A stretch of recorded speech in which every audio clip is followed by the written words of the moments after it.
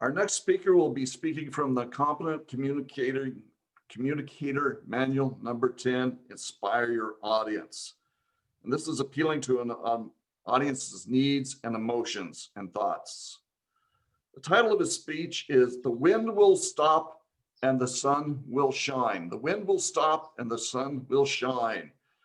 One man's quest for the Olympics. Our speaker, Bob Ransome. Bob.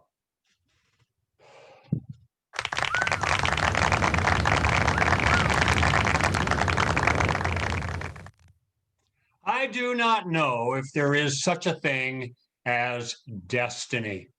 However, in the year 2001, as I observed my stepson, J.J. Thomas, pursue his dream of competing in the 2002 Winter Olympic Games, I understood that there may be such a thing as destiny.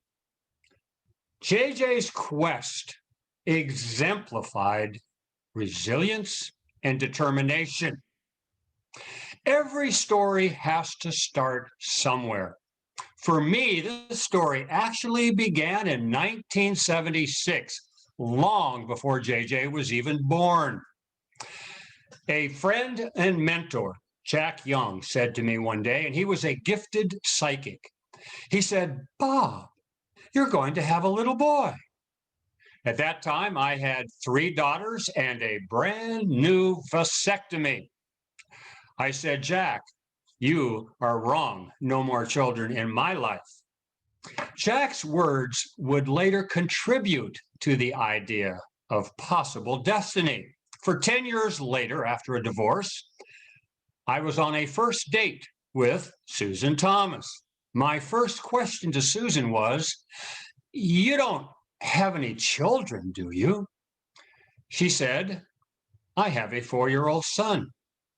I managed to overlook that little detail. We got married, and presto, I had a little boy. Being a stepfather was not easy at first, but JJ and I bonded largely due to athletics.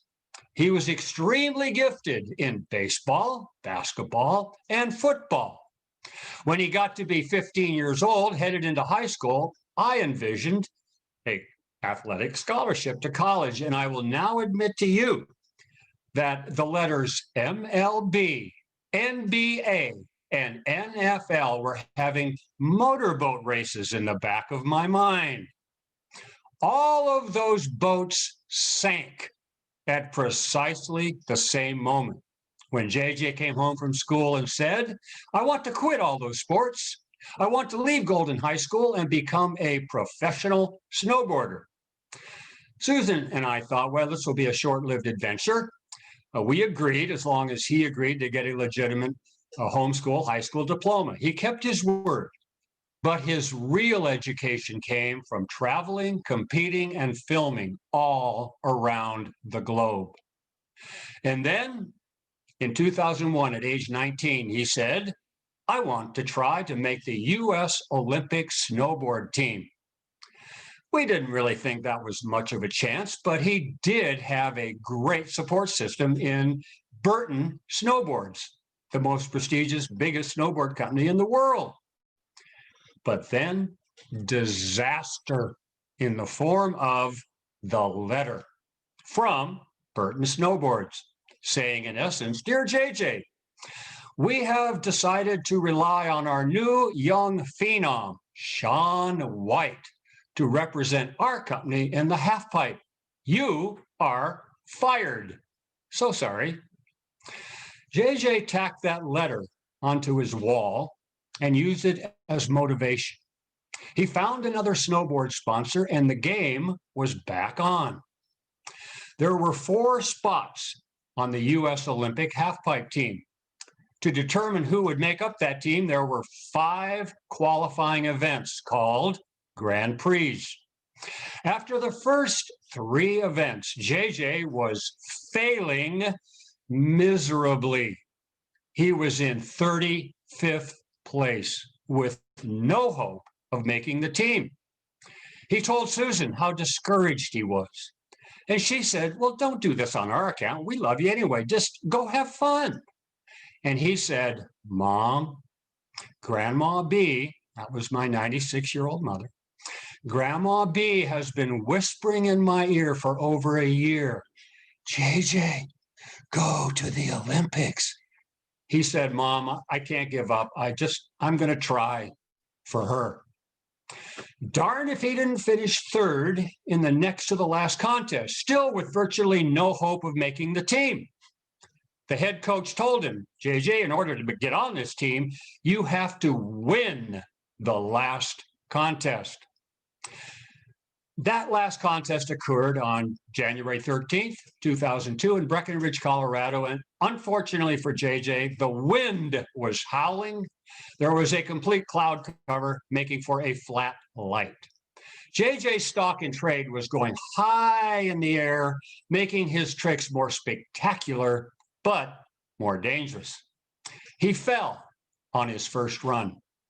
He was now down to one last run to try and make the Olympic team.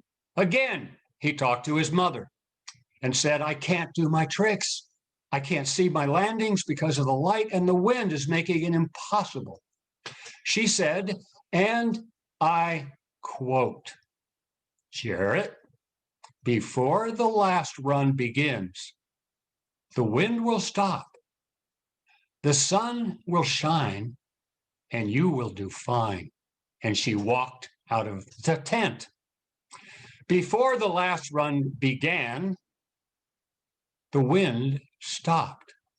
The clouds parted. The sun was shining. He could see and he could fly high, which he did do, winning the contest, receiving the highest score ever recorded in Grand Prix snowboard history. I did not think of the word destiny at that moment. However, a word sort of like karma entered my mind, because the man that JJ beat by 1/10 of a point to make the team, knocking him off the team, was none other than the soon-to-be legendary Shaun White, riding for Burton Snowboards. So sorry. There was one more contest prior to the Olympics. It was unrelated to the Olympics. It was the made-for-TV, invitation-only X Games. JJ won the gold medal, and all of a sudden, he went from almost total obscurity to being the favorite to win the gold medal in Salt Lake City. That contest was the almost surreal event. It was a bluebird sky, no wind, 30,000 people around the half pipe, rock and roll music playing. The riding was spectacular and the competition fierce. JJ got out of a sick bed, running a fever, sinus infection, unable to take medication, and in what I can only describe as a display of courage, won the bronze medal, completing the historic American sweep of the podium in the Winter Olympics, gold, silver, and bronze.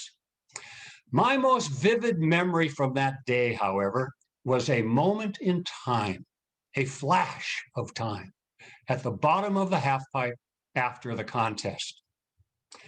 The three contestants were on a little makeshift podium in a mini ceremony. Each was handed a bouquet of flowers. JJ hurled his flowers into the crowd, and I watched them go end over end as if in slow motion. A sea of hands went up to grab those flowers, and they came down firmly clutched in the hands of his mother. And that's when I had the thought, maybe destiny. I did not know then, and I do not know now. I only know what I took away from the entire experience. Two things.